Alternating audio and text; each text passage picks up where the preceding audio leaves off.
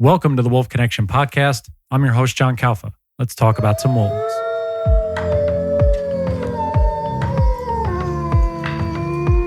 Joining us on this episode of the podcast, we have joining from Gardner, Montana over Zoom. He is one of the co-founders of Yellowstone Wolf Tracker, and he's a field biologist out in Gardner, Montana.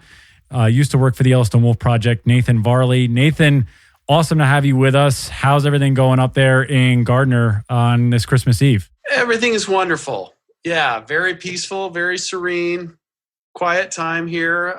We love it. So yeah, everything is wonderful.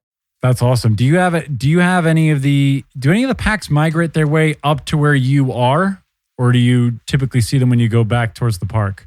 Yeah, so I live in a little town that's a little town. It's about 1,000 people. And we sit on the doorstep of the park. We literally have the park boundary kind of a few blocks away from where I live. And generally what happens in the winter is wolves come by. They come through the hills near town, and we can hear them howling sometimes at night. That's a treat. It's not every night, of course. Which is nice. It kind of adds to the ambience of living in a wilderness sort of frontier town on the edge of Yellowstone. In the summertime, we have 1 million people passing through this little town, Wow. all coming to see the park. And the wolves are a little bit more up in the forests and the mountains at that time. But this time, we're kind of reminded of how close they really are to us here, especially when we hear them howling near town. I want to get into your background, because your family was fully in Yellowstone. I mean, I believe it was three generations, 3 decades of being park guides at Yellowstone, and you just were you grew up in that atmosphere. What was that like for you growing up as a kid? Right. So I did grow up in the park. And that was because my parents migrated to Yellowstone in the 70s, early 70s, to take jobs with the National Park Service, the federal agency that does the administrating of the park itself.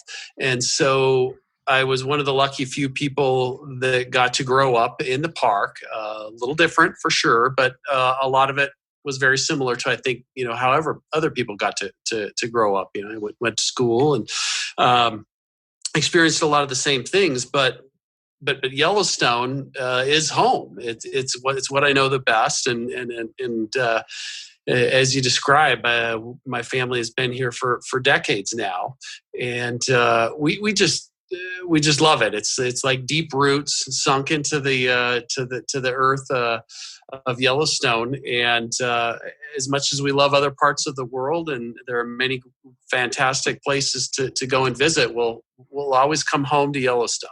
What's a memory that sticks out for you at that young age something that sticks out when you were young that you remember, like, man, this is a different way to grow up? Yeah, for sure. I knew that I was vaguely aware of. Other people didn't probably have to deal with things like this, but we walked to school from our house to the elementary school, and we would sometimes have to reroute around where wildlife were, especially herds of elk. Like, you just can't walk through a herd of elk as little kids without expecting some trouble. And so there were things like that where you might have to be a little late to school. We'd go out to recess. You could play outside, and we love to play a good game of kickball. But sometimes you just can't play if the elk have occupied the kickball court. Like, they're all scattered around the playground, and the teachers would still yeah, you got to go out. You just got to avoid the elk. And so, we can't play kickball. They're all standing around all the entire course or the field. So there were things like that where you just knew you were in Yellowstone because of the wildlife, and things like that. How have you sort of seen the culture around wolves, and maybe even the politics or the conservation around wolves change since you were that young? Yeah, well, it's interesting because I actually got to experience the return of wolves to Yellowstone. And the brief history of wolves in the park is that they were one of the few species of wildlife that was actually killed out of the park by the administrators at the time. It would be like the rangers were killing off wolves because that's what they thought their job was. That's the right thing to do is kill off the bad animals to protect the good animals. And so animals like coyotes and wolves and mountain lions were exterminated in the early 1900s, and wolves as a population were completely eradicated from the park. And so I lived much of my youth without wolves being in the park. That just wasn't a part of the park. And in fact, other carnivores like mountain lions and grizzly bears were extremely rare then.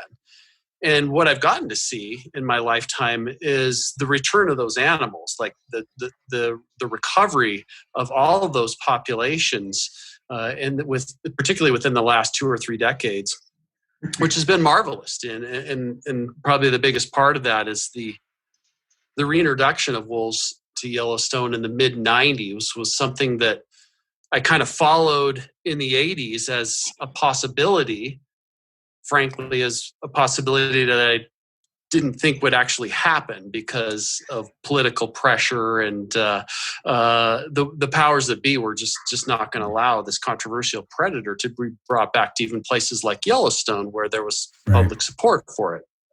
But it did happen, and it might have been kind of a stars aligned, and politically things were good for that in the mid 90s, and the reintroduction happened, and I was lucky to be involved with that, to kind of get involved with the recovery effort itself when wolves were first captured in Canada and brought to Yellowstone and released into the park. And since then, I've been able to watch the population grow over the last 25 years or so, and that's been really, really remarkable. There was a lot of controversy at first, but to really kind of see how that has evolved, is the population recovered, and I think a lot of people just simply got used to the fact that, hey, we're living with another large carnivore in the landscape. There's some challenges, but they're certainly not insurmountable, and we frankly have bigger problems to solve than just having wolves on the landscape. So I would characterize, the current mindset of the culture in and around the park as being like, wolves are a mixed bag. There's a lot of people that benefit from them, others that have challenges related to wolves, but honestly, they're not that big a deal. In fact, they're kind of cool, especially amongst a certain crowd that really celebrate the fact that wolves are around. And of course, I'm one of those people. So, so I really celebrate having the wolves back. Yeah. That's awesome. Tell us about your role in that reintroduction project. I know you were there right from the beginning. So I know they captured the wolves up in Canada and they brought them down. So what is your role in the reintroduction part of it? Right. I was fortunate to play a role in the reintroduction, but I would kind of characterize it as a small sort of utility level role where there were a lot of people that I knew at the time that did the heavy lifting in terms of the politics and the management and some of the more difficult things to allow it to happen. I was a young wildlife biologist at the time. I happened to be unemployed. I happened to be living with my parents in Yellowstone just to kind of figure out my next move, right? Mm-hmm. And so I volunteered. I said, hey, can I help out? I have biology skills. I can track animals, that kind of thing. Let me help. And I was lucky enough to get involved with the Wolf Recovery Project. And that was, like I say, it was a lot of the behind the scenes utility work where, somebody had to hack apart these frozen carcasses to feed to the wolves. And so, initially wolves were kept in acclimation pens and then released. And so there was a bit of taking care of animals that we did that involved things like taking frozen carcass parts on snowshoes for about 3 miles up a snowy hillside. So I got to do, glamorous work like that. Yeah, but it really was exciting to contribute to that effort. And then to track after they were released, track the packs that were free roaming in the park in the late 90s was really an eye opener, I think, for all of the field of wildlife biology, because we just hadn't quite seen or observed wolf packs in an open grassland system where you can actually observe behavior occasionally and really get an unprecedented view of wild wolves doing what they do out there. So that was exciting too, is knowing that we were not only on the frontier of wolf conservation and recovery, but also on the frontier of wild wolf science in terms of like, what do we know about these animals and how do they operate? Yeah, I mean, when you guys start that reintroduction, there has to be a lot of, I'm sure there were so many challenges and, like you said, so many different data points that you guys almost had to create, because this is really the first effort with the wolf, at least in North America, where there's an actual species now to study. So while you were saying, yeah, you're just cutting up, frozen carcasses and dragging, I mean, that's a huge undertaking, and the amount of, I'm sure, manpower and people power to have that happen to assimilate them to this park had to be, really, really massive. It was a big effort, and there were so many people involved, and it's like a community or a family now in terms of the way we've kept in touch. But exciting from the standpoint of like, okay, let's study these wolves. Let's monitor the population as it recovers, and we had footsteps to follow in terms of just classic studies of wild wolves in places like Isle Royale, right, Minnesota, and wolves had been studied in places like that in Alaska, and they pioneered a lot of the techniques you might use in terms of a wolf study. But I think a lot of those never incorporated observation. That is, they didn't really see their study subjects very much at all.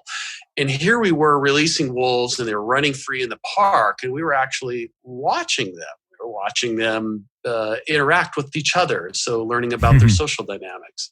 And we were watching them interact with prey species, so learning about, like, well, how exactly do they kill an elk, for example?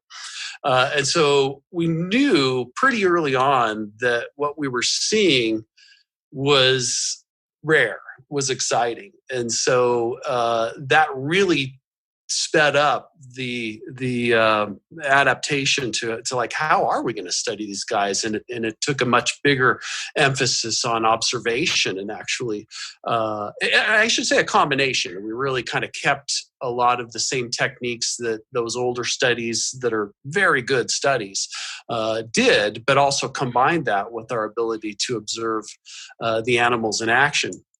And the combination there, I think, has revealed some really interesting new things about wolves in the last 20 or so years.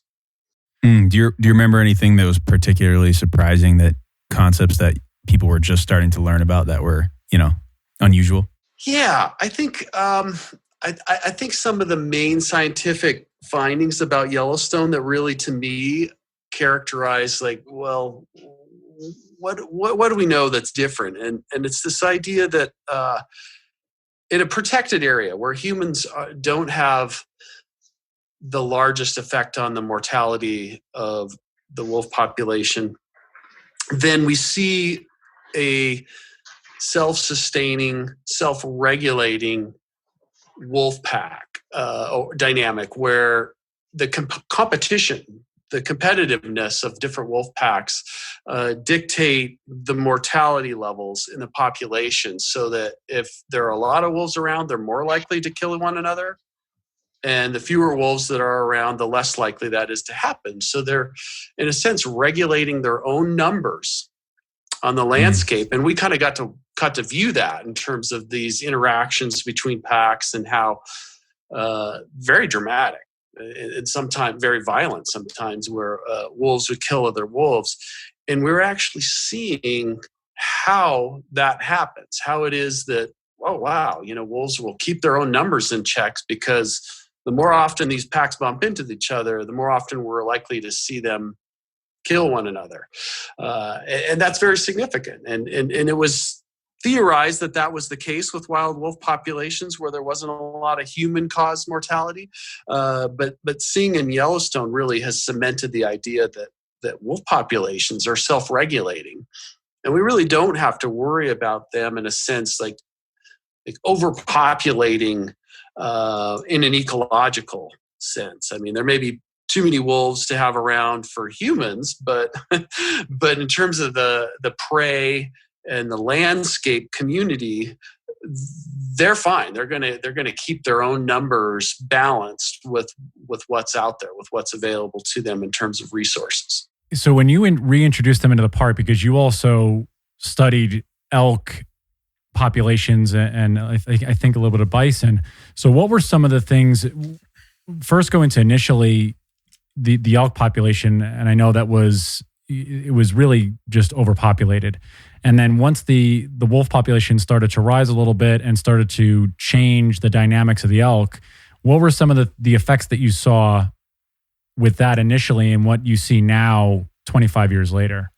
Yeah, this is a good topic for me because I think I can really draw upon the experience of my youth to say that I grew up around some of the highest elk density that we've ever seen in the world in Yellowstone Park. And in northern Yellowstone Park, there were literally tens of thousands of elk populating the grassland forest interface. And that was definitely the case in the 70s and 80s when I was a young man. Wolves were reintroduced in the 90s, and that's their primary predator, as well as grizzly bears recovered at the same time, and other predators like mountain lions as well. And so with the recovery of all these predators, we watched the elk population decline. And that was very interesting to see how that would happen. And to make a long, very, very complicated story kind of short, is that now we have a very healthy population that's in much more moderate numbers. We still may have 10,000 elk out there, but they're broken up into much smaller groups, which are harder to detect and find for predators. They are composed much more of younger animals that are more fit, more productive. We really saw the age structure of this elk population change entirely in terms of like the number of old individuals that were out there in the 90s. 20 years later, it's rare to find an elk that's, over 12 years or 15 years old. And if there is one out there, that's the one that the wolves are most likely to find and kill. And so they changed the age structure, they reduced the population size, but that overall is an ecologically beneficial aspect of predation, that they actually are making a stronger, a fitter, more resilient elk population that I still find perfectly numerous. Some people complain like, oh yeah, they decimated the elk population, but no, there's still a lot of elk out there. They're just harder to find, and the fewer of them that are out there are in better condition. So it's a interesting and detailed story that we could go into, but that I could sum up as being like they made the elk population more healthy. Yeah, I mean, if you just talk about that early on, when there's that many, when the elk density is that large, what are the effects that took upon the landscape before those predators, not just the wolf, but the grizzly bear and the mountain lion that started to come back? What were those effects that were taking shape on the landscape until those predators started to come back? This is a good topic, because the effect that large numbers of elk in particular were having in Yellowstone was one that was studied intensively. It was probably the number one wildlife issue for much of the 50s, 60s, 70s, maybe even earlier than that. The management question in Yellowstone is we have too many elk. What should we be doing to mitigate that, and what are the actual problems of having too many elk. And so there were a lot of vegetation studies, and we were seeing probably indirect effects on other herbivores and whole communities that were declining because of the dominance that elk would have as a large herbivore on the landscape. And so that was the main question that scientists were grappling with for many decades in the park, managers as well. And so with the recovery of these predator species, the dynamic changed pretty quickly. And now we're studying more of like, well, what was the effect of having these large native predators restored?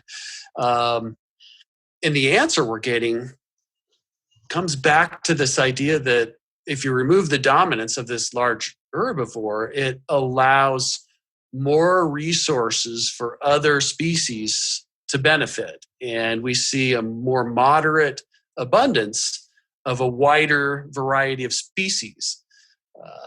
Biodiversity is a great term to use because it simply stimulates biodiversity in the sense that we have more species in moderate numbers rather than a greater dominance of the one herbivore species.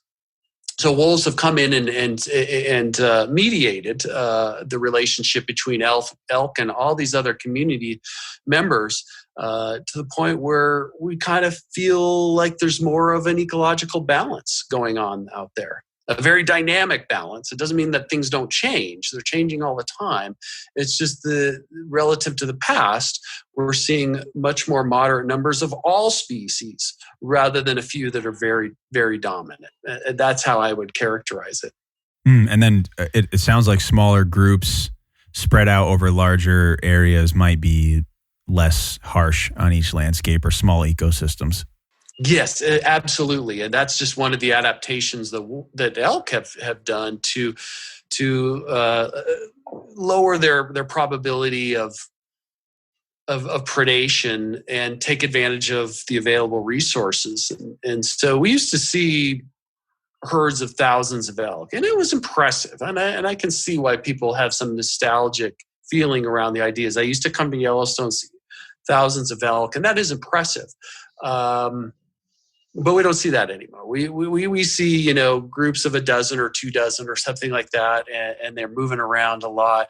And I think that's just the way elk evolved, and it's probably more of a natural state or condition for them, which I like seeing. I enjoy seeing elk in that numbers. And if you want to see thousands of animal, then come here to see the bison, which this may be related.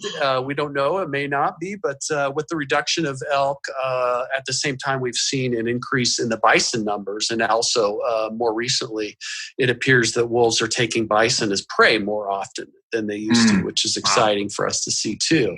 How do biologists survey, or how do they formulate a projection of how many elk, per year, or how many elk per wolf are being killed? Yeah, that's a good question. I think people that are a little bit more into the fine-grained detail of these studies can kind of get it down to kilogram of elk per wolf per year. And I think what I would say about what I've read of their material is it's a highly variable number. And so we know that the population of wolves fluctuates, the conditions under which their success rate varies will also vary. So some years they may get a lot, some years they may get very few. And with the availability of alternate prey like bison and deer and a dozen other species that may show up in the samples of what wolves kill, we know that there's a lot of switching that can go on. And the sum result of all that, I think, is that if elk become fairly scarce in a certain area at a certain time, then wolves would switch off to something else, which allows those elk to kind of grow back into that. And so there's kind of a counterbalancing dynamic, I think, that we've seen go on there. And one of many things I think that these predation studies have gotten at is that, and also trying to give more context to this question of, well, if a wolf kills 20 some elk a year, aren't we going to run out of elk? And it's like, well, that's only one piece of a very large equation that's very dynamic. And so more often than not, no. More often we see that number is quite sustainable, and an elk population can even grow modestly with wolves consuming that many elk. And so it's a complicated dynamic for sure. And I'm really glad that in Yellowstone that's been an emphasis of the predation studies, is to really kind of look at that so that we can draw more context out. Yeah, when you're discussing these, say in the general public, when you give tours or guides and things like that, what are a lot of the talking points you try to hit so that, again, there are these notions that people have, like you said, about wolves, about elk and things. And what do you try to explain to those in the general public about really the relationship and the synergy, like you said, the balancing act that goes on, that it's actually a healthy thing for this to happen? Well, with our ecotourism enterprise, we are very dedicated to giving people as much of the current science, getting at that, cutting edge of wolf information that we have here in Yellowstone. That's kind of a goal of ours. And if you take the actual clientele that we have, there's quite a wide range there. Sometimes we're just kind of starting out with some of the basics and giving them that. And other people that may have quite a scientific background, we can get into the details and really talk about some of the data here in Yellowstone. But overall, we want to teach people about the wolves. We have a lot of information about them, but kind of start with where they're at. A lot of people have conceptions of wolves, and a lot of them actually can be very, very pro-wolf. Like, are they really predators? It's like, yeah, they kill things. They kill a lot of things. Like, that's what they do for a living. So sometimes it's that kind of a dynamic, right? I think one of the most exciting things that I can share is the most common reaction I get when maybe people that have looked forward to kind of seeing a wolf in the wild finally do. And they'll say something to the effect that, well, they just seem like dogs. It's like, yeah, that's where dogs came from. So the connection of figuring out that wolves are like wild dogs is like, yes, exactly. Like, our fascination around wolves, it really comes from our affection for dogs, or I think they're related anyway. That might not be all of it. But it really is an exciting moment for them to kind of make the connection between the dogs that we live with and these like mysterious animals that they've looked forward to seeing, since they booked the tour last year. And that to me is just kind of fun to kind of make that connection between man's best friend and the mysterious wild wolf. Usually the same animal with a few differences. But yeah, we love to talk about the science whenever people are have an appetite for listening to some of the complex stuff. And I can relate one more anecdote for you that probably maybe you all get it at Wolf Connections, which is another wonderful educational facility and program going on that you guys have there. Is this on YouTube? It has 40 million views. It's like, well, how do wolves change rivers? Right? It's like a popular media thing that's out there that kind of describes the ecological theory behind top predator effects. That if you remove or replace or restore a top predator, you're going to get some pretty big trickle down effects. You're going to have a cascade of effects throughout the ecological community, and it may end up actually kind of having an effect on river courses in terms of their vegetation and the other animals that live there. And it's a kind of a wonderful piece in terms of public relations for wolves. It really does say that like they have a role to play. It's important. They're very key ecological agents. If they want to learn more about like, well, how have they restored rivers in Yellowstone, then we can get into a wide body of science that has opponents and proponents of this theory saying like, well, here it's not really happening, and over here it really is happening, and all that does is tell them and us that there are a lot of other factors that matter as well. That wolves are important.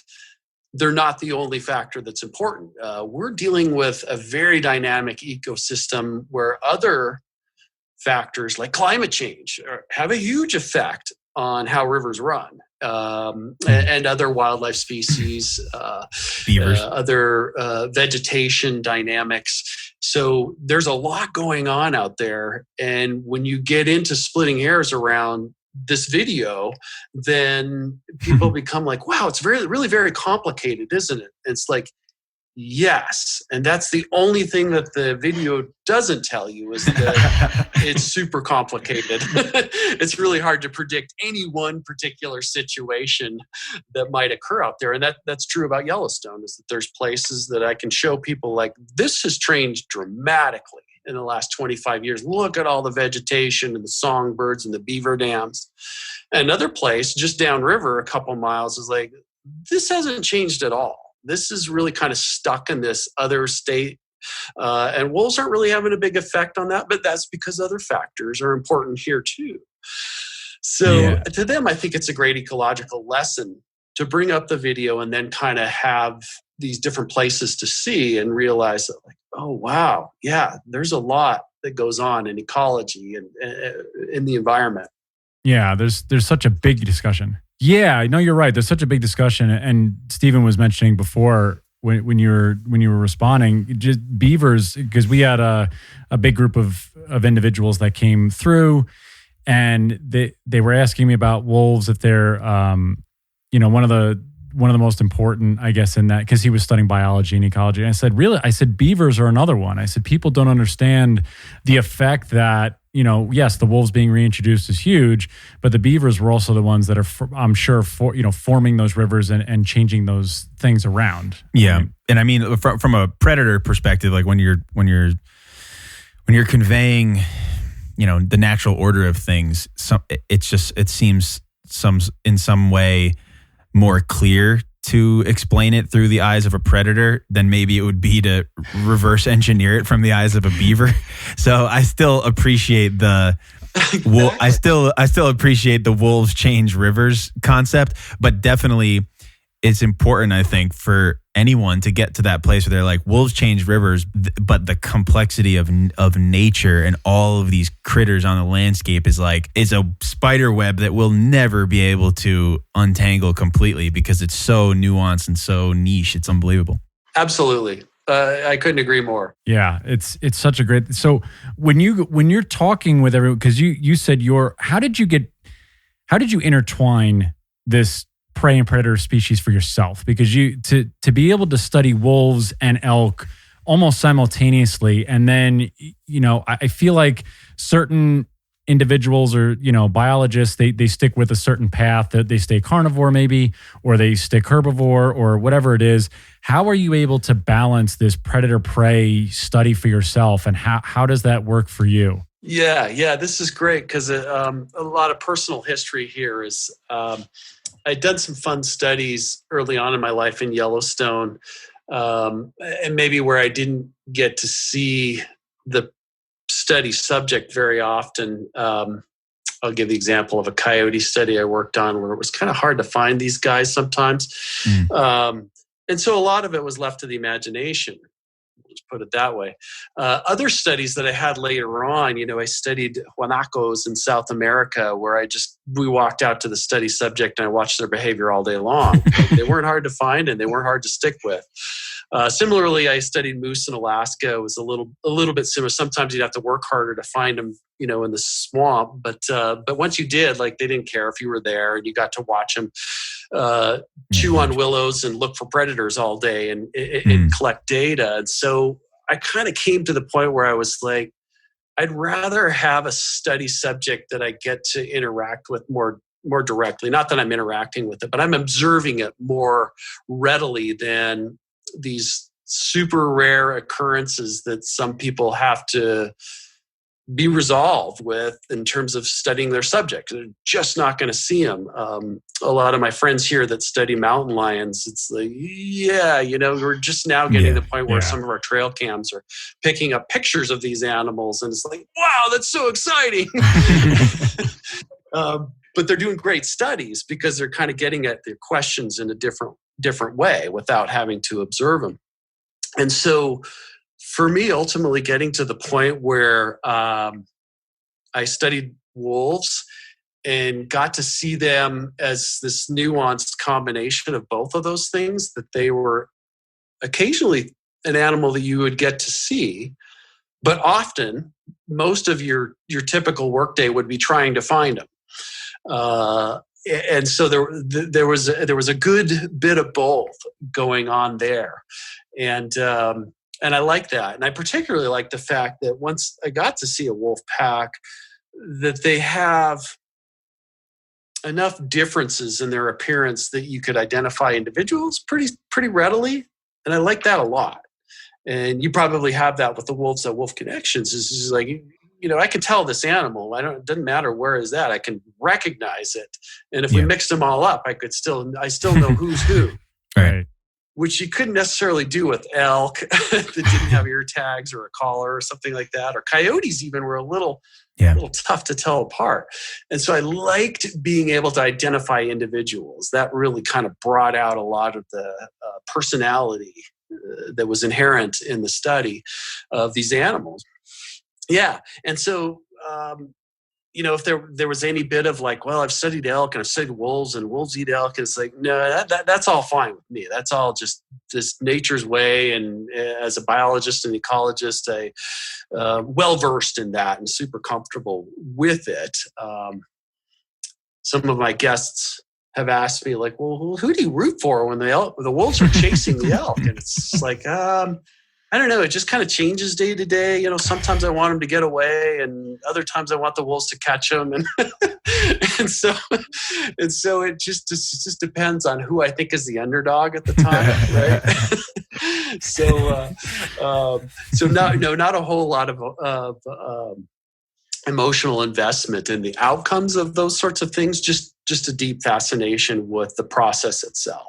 I always think, why are there so many biologists who study individual wolves? But I never hear about it with coyotes. And I guess that makes sense. They're just a lot harder to tell apart. With our coyote study, and we did this back in the early 90s before wolves were reintroduced to the park. So they were kind of like the top canine in the park. And we had marked individuals, but it was kind of hard to see their markings. And we could kind of tell them apart if we had a really good look, and they had some distinguishing feature that was helpful. But yeah, most of the time we were kind of left scratching our head, was like, well, was that 613 or was that 589? I don't know. So that was a little frustrating. That makes sense. Oh man.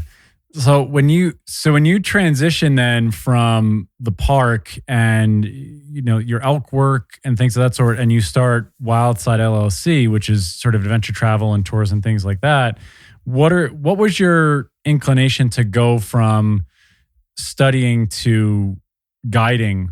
What was the transition like, and what made you want to make that jump for that? That's a good story too. I think I made the transition from being a wildlife biologist to a business owner, to jumping to small business, when it became obvious that it was going to be difficult for me to get a job in my field, doing something that I wanted to do and stay in Yellowstone. And there were incredible opportunities to just go into private practice, in a sense, to go into business for myself. I got to be part of this wolf recovery thing, and as that evolved, it was very apparent that a lot of people were going to want to see these guys, and not everyone really had the skills to do so. And so there would be this niche that we could occupy to help people observe these animals and other wildlife. And that has really only grown. Like, there was no ecotourism around any animals for the most part in Yellowstone before wolf and grizzly recovery. And now 20 some years later, there's quite an industry, which is fascinating in and of itself, is that Yellowstone has opened up all these opportunities for people like myself to be in business and to guide visitors for quality wildlife sightings. And what I feel like I've retained is my lifelong interest in sharing the educational aspects of that. I love working with people, fascinating people with similar interests from all over the world. That's great. Unlike a desk job that you end up being as a wildlife biologist in a lot of situations, I get to kind of stay engaged with what's going on in the field. I get to be out there observing the animals.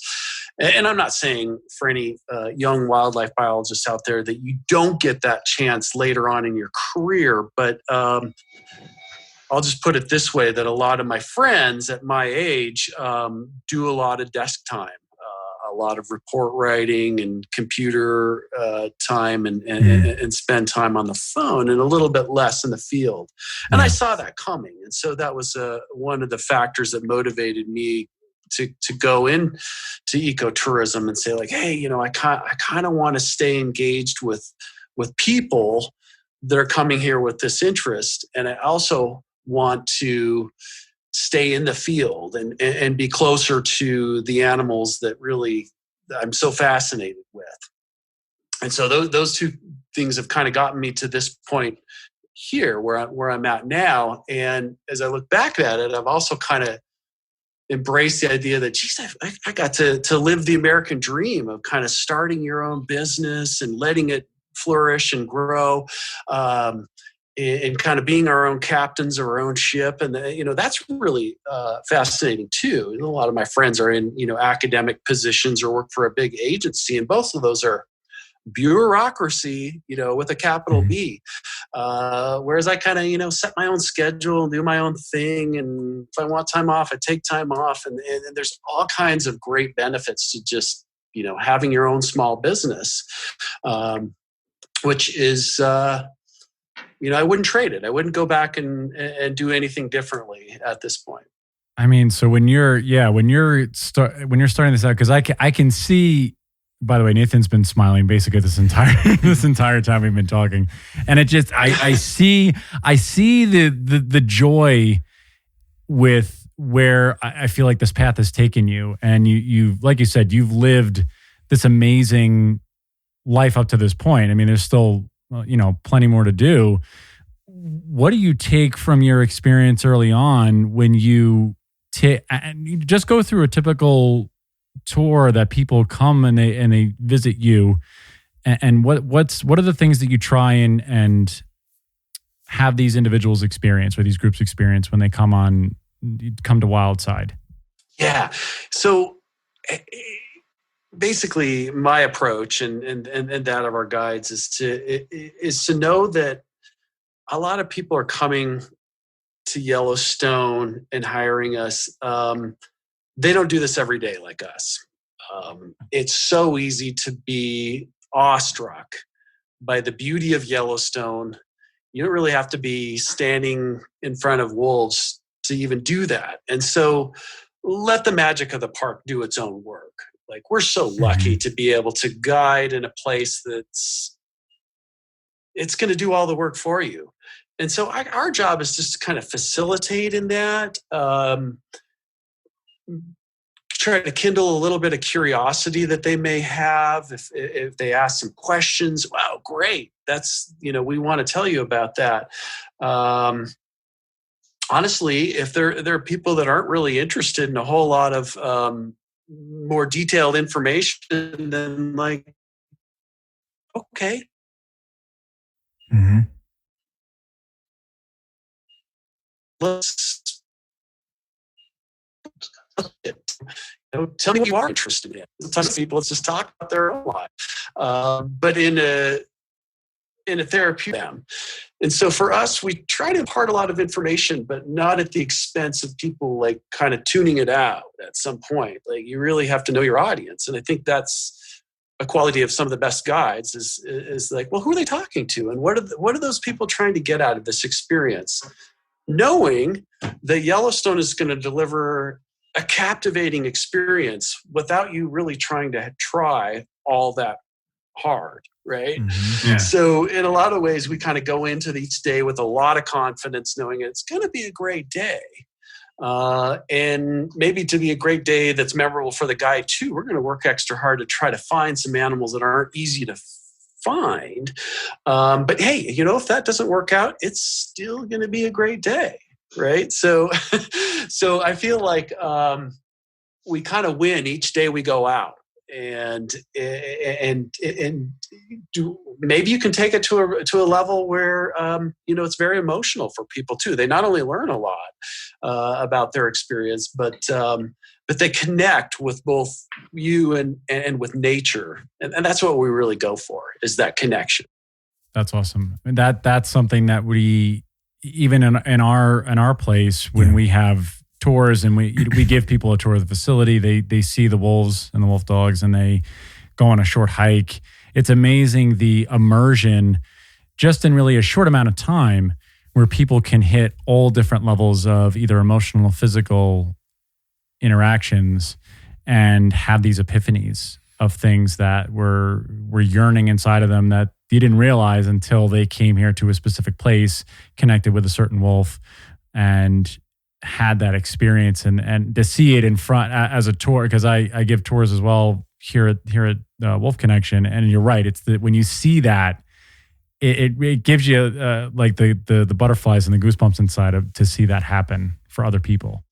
Absolutely. I would see our jobs being very similar in that case, that you have these amazing animals that people can kind of experience a little bit more intimately, right? Than we can when often we're reviewing wolves a mile away. It could still work, but boy, you could actually have that very intimate physical experience with these animals. And like, of course they're going to have a good time. Of course they're going to, be touched by the beauty of this animal. So yeah, I can kind of see our jobs as being very similar. Yeah.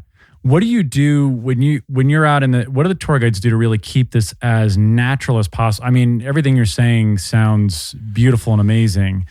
What do you do to keep sort of the natural or the integrity of the experience?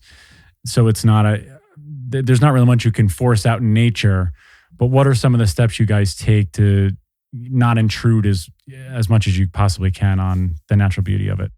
Yeah, I think one of the pitfalls that we do try to avoid is getting our guests into a situation where they're observing or in the middle of an interaction between wildlife and visitors. So Yellowstone can be a crowded place. Wolves are popular, so there are going to be a lot of people at times in those places looking for the wolves. And sometimes if the wolves are very visible or near the road, there can be these negative interactions where a swarm of people come in. And a lot of times our role is to anticipate that could happen. You know what? Hey, we're going to go down the road and observe this from a different angle. And maybe all it is that we're going to get out of that situation. Because even though the wolf might be closer, it's going to run away from people, which kind of makes people sad. Like, oh, that's too bad that they live in this park where they're chased around by people. Mm-hmm. That's not really how it usually goes. I mean, these wolves live in a huge wilderness area and only bump up against people occasionally. It's just that we don't want to be a part of that moment when they actually do. Because it's not that bad for wolves, but it's sad for people to see. And so there's dozens of different scenarios like that with other wildlife. that can happen in Yellowstone is just, boy, we kind of want to stay out of that. That's a job for rangers to kind of get in and try to mitigate and enforce, in some cases, the regulations of like, no, don't disturb the wildlife. Don't approach the wildlife. We try to do that, of course, and that's not too hard for us. But to also make sure that they don't observe other people doing it is an important part of, I think, guiding their experience. Yeah, I think it's hard in modern world to see anything that's just untampered with. And I think, it makes the experience of people coming to the wilderness or seeing wild animals for the first time so beautiful, as they just seemed, they seem pure and innocent in some way. And then when you start going down the road and seeing this wild animal surrounded by Jeeps and Hondas and Toyotas, it makes the experience a little bit more synthetic. So I think it takes the wildness out of it, makes it feel synthetic. But I think we were talking about this with another guest as well, which is just the dichotomy there, the push and pull of like this beautiful experiment that is Yellowstone, showing the wilderness, but then it's also there's so many of us that it's this hard, I don't know what the line is. Yeah, I agree, and it's hard to say. And I mean, it's kind of the road corridor. It's that very narrow, small part, very minuscule part of the park where all the humans are, and the wildlife have the rest of it. So I feel good about their chances of just maintaining the wildlife. But it's just when that interface that we are in, and they come and encounter it, then it just seems like it's disruptive and sad. And maybe I could give you one example that we get sometimes in the summer. It's like, get the question, we'll drive by and there's all these tripods kind of set up in a semicircle around a spot out in the field. And they're like, what are they doing? And it's like, well, they're waiting for a badger to come up out of its hole so they can it's like, well, we wouldn't do that, and we don't recommend anyone does, but it's just kind of how things evolve when a badger goes into a hole and everyone finds out. Badgers are wonderful animals. They'll stay in underground all day, no problem, to avoid people. But until rangers kind of get onto that situation, and they literally like clear them out and put up signs like, this area is closed because there's a badger over in the hole. And otherwise, they'll surround it with tripods. But I will say this is that, one of the most underappreciated qualities of Yellowstone is its wilderness. And it's 2.2 million acres. Only 1% of that is developed or has roads through it. So my favorite thing to do as a pastime is to explore wilderness and actually take like off-trail routes through the park. And that's where I think you can come up with some of the most memorable and touching interactions with wildlife, is just when you actually encounter them more on their terms. And full disclosure, I mean, sometimes you can disturb them too, because they're not really ready for you to be out there with them. And so few people are that it's not a big overall impact to them. But it is magical when you can maybe observe undisturbed some wildlife out in the wilderness area, because then there's none of that, like, well, what are the crowds going to do kind of dynamic going on around it. So, and I will put out also this little addendum to watching wolves in the park, is that it can so often happen where there's literally hundreds of people lined up along a roadside area watching wolves in the park, and those wolves are perfectly undisturbed. They're out a mile away. Everyone can see them from different angles along the road. It works very well because the wolves are going about what wolves do. The people are getting to enjoy them and see them and come and go at their own, vacation pace. And it just works. It's like there's no disturbance. The wolves, of course, are vaguely aware that there's crowds of people over there, but we're not over there, so we don't care. And they just go about, playing and wrestling and eating on a carcass and wolf things. And it works. I mean, day in and day out, that's kind of how I would describe the dynamic in the park. So it really is a good thing that the wolves of Yellowstone can kind of service so many people's interest in them without being disturbed very often. Yeah. Those are those are a lot of what I got. I read Rick McIntyre's when he wrote about Wolf 8 and Wolf 21, and that was a lot of what he was writing about. Is that the joy that he was able to elicit from helping people view wolves in a way that they would have never been able to do so, and yet still keeping that barrier and letting them have that space and be able to be wolves and not sort of an attraction. I think it's such a delicate balance that you all do so well over there in your own ways. Absolutely. And it's well managed. It's, it's imperfect.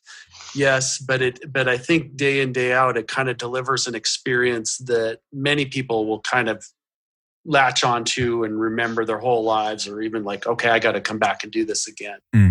It was just so cool to get to see those wolves and that idea of distance and using optics, very key for a Yellowstone wildlife experience. Having a spotting scope and binoculars and a guide really helps too. But yeah, I think it's working because we do manage it for those qualities. Yeah, this is a question I've never asked any of our guests, but I'm super interested. Why is it that Yellowstone is this massive landscape with all this deep wilderness that no one's out in? What is it about that area that keeps them coming there, even though they're generally weary of people? Right. Well, it is this. It's that you do find wolves in some of those areas where there are a lot of people nearby. They can see them from the road. There are also wolves in areas that there are no people at all, and so. In a sense, the Yellowstone landscape is fairly saturated with wolf pack territories. So they're in both places, and wolves can't have a choice. Like, where do they want to be in their territory? And they're very seldom found within a couple hundred yards from the road. Very seldomly, because of the people. But they have no problem, some packs that have gotten used to people and the roads and knowing what that's all about, are perfectly fine being a half a mile or more away from the road. And that just kind of happens to be our average distance of observation, somewhere between a half mile and a mile. And so a place like Lamar Valley is both good wildlife habitat, so sure, a wolf would want to be there. And it's very open and visible along the road, so that you can set up a spotting scope and view a wolf pack that's a mile away, undisturbed by the people watching it. And so Lamar Valley is just one of several or many places in Yellowstone that has that kind of quality. It's a good place for wolves to be and their prey. It's a great place for people to view them because the road happens to go through there, and you can stop along it and view things that are a mile away. So a lot of the mountain valleys are like that. And some mountain valleys that don't have roads also have wolf packs. Same kind of dynamic, actually. And then within that, they can choose to go wherever they want in their territory. And some days, unfortunately, they are off in the forest or high up in the mountains. We can't find them. We can't see them. It's like, oh, darn. But that's the true nature of wolves. They move around, and they don't care whether we get to see them or not, unfortunately. And so but it's comforting to know that they're just doing what wolf packs do, is kind of move around their territory and they hang out in the places that they like the most, that have the most resources. And so some of those places just happen to be where we can observe them. Yeah. Okay. That's crazy. Yeah, I mean, there's other places, other national parks that are, very forested, like Voyagers and Boundary Waters and places in the North Woods. Wolves all over that country, but you just don't get to observe them because it's all forested and flat, and it just doesn't have that same landscape that Yellowstone has that really does enhance the ability to observe the animals. Does that answer your question? Yeah. So do you ever see pack conflicts in Lamar Valley? Like, do other packs that are deep in the forest come out to those areas near the road and get into conflicts there, or is it always sort of cross country?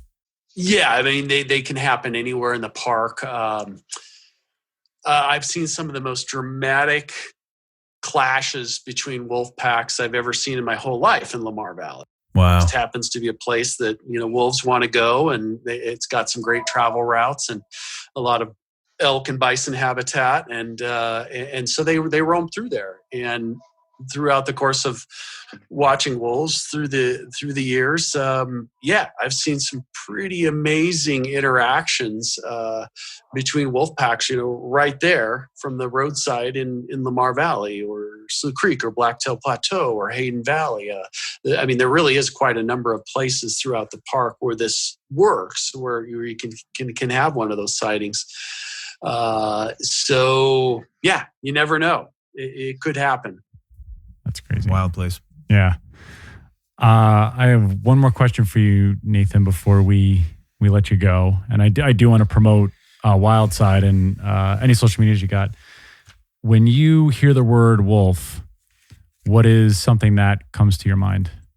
That's a big one for me. I think I'm most captivated with the relationship between those animals and human beings. And it does go back to our highly entwined evolutionary path that wolves and humans kind of both evolved together, especially more recently in the last several thousand years, so that we're to the point where, wolves live with us now, and yet some wolves don't. They live out in the wilds and don't have anything to do with us. And I'm just fascinated with that path. They've been so much a part of our evolution and early on our success as a species, human success. And now, like, our relation to them is so emotional. It's so fraught. It's so polarized at times with the value of these animals versus the folklore and the challenge of living with them. So when I hear wolf, I really don't ever think of just one thing, but rather this kind of dichotomy relationship of our love-hate relationship, humans' love-hate relationship with the species, Canis lupus. Mm. Wow. That's a first. I love it. Nathan, please tell everybody out there who's listening, where do you have any social media to plug, Instagram, things like that, where people can find you, and then tell everyone how, if they are out your way and they want a tour on Wildside with you and Linda, let them know. So go ahead, floor is yours. Awesome. Yeah. So look us up on the web, wolftracker.com, and you'll see that Yellowstone Wolf Tracker offers programs year-round, and it kind of ranges from our basic guide service, where people can hire us any time of the year, winter, summer, to take them out. It's an early morning excursion. We just kind of load up your family or your group and take you out to try to see wolves and other wildlife. We never ignore the other fun animals that are in the park. But, usually we're done by the heat of the day, the middle of the day. Wolves aren't really active anyway. We're just kind of done by then. And so it's an easy service to fit into your vacation plans if you have a lot on your minds. But we'll do it multiple days or whatever if you want to see different areas or try to see different wolf packs or have a very depthy, diverse experience, then by all means hire us for multiple days. Our guides, again, are very talented at what they do. They know their information. They know how to find and observe these guys. And a lot of their information does go out on our social media posts. So you can find us on Facebook at Yellowstone Wolf Tracker. We're on Instagram at Wolf Tracker. And so those are kind of the funnest places to see some of the most recent material that we're getting, pictures of wildlife, little video clips, a lot of which interestingly are taken through our spotting scope. So often, we're not really that close to these animals. We're getting this material just by observing them from a distance. So that's kind of fun. And yeah, I think that probably covers it. Awesome. That's great. Nathan, thank you so much for joining us on Christmas Eve. Happy holidays to you, to Linda, to everybody out there. And I'd love to have you back on, maybe in the new year, and we'll discuss some more things that that are coming down the pike with wolves and elk and things like that. So I appreciate it. Thank you so much. And hopefully to meet you in the spring at some point. We're thinking about heading out there. Oh, great. Yeah, look us up if you're in our neighborhood. I would also say that I really appreciate Wolf Connections. Someday I'll get to visit you all. Teo and Renee are good friends. Leo Leckie. Darn you guys for stealing Leo from us. Leo worked for us as just an amazing guide for many, many years. He was a favorite among us and the guests. And we actually call him Leo Legend now because the new guys are like, oh, wow, Leo used to work here. And so we miss him, but we're glad that Wolf Connections have him. But yeah, we love you guys and the work you do. And someday I'll get to come and visit you and experience what you're doing there. And I look forward to that. Yeah, please do. Absolutely, please do. And yeah, we'll make it out there if we ever, get this trip coordinated. We will. You'll be one of our emails and phone calls, and we'll make it happen. Awesome. Yeah, would love to see you out here and share what we have going out here. I think you guys will love it, of course. Yeah. That's awesome. Thank you so much, Nathan. Again, how's to all of you out there, and we will talk to you next time. Bye, everybody. Bye-bye.